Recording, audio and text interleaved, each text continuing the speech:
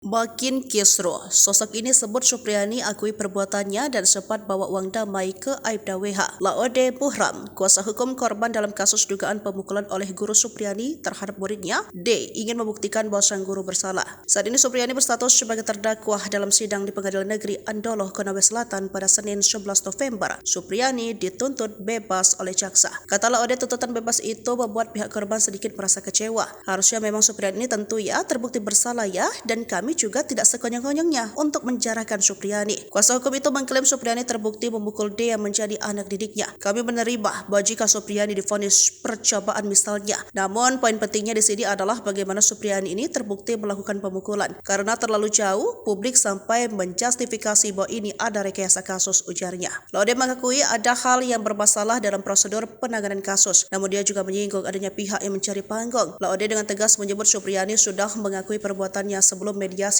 dilakukan. Tetapi hal itu tidak pernah diungkap kepada publik. Bahkan disebut Laude bahwa Supriyani sudah beberapa kali mengakui perbuatannya sembari menangis dan memeluk dan bahkan membawa uang untuk perdamaian, dan itu membuat ketersinggungan dari pihak korban. Kemudian dia mengklaim tidak ada faktor relasi kuasa dan penekanan dalam pengakuan itu. Saya garis bawahi di awal-awal itu, Ibu Supriyani mengakui, katanya menegaskan. Dia mengatakan tujuan pihak korban bukan untuk menghukum Supriyani melainkan membuktikan bahwa sang guru benar-benar memukul korban. Sebelumnya Supriyani mengaku sudah 5 kali meminta maaf kepada Aibda WH dan istrinya NF yang menjadi orang tua muridnya.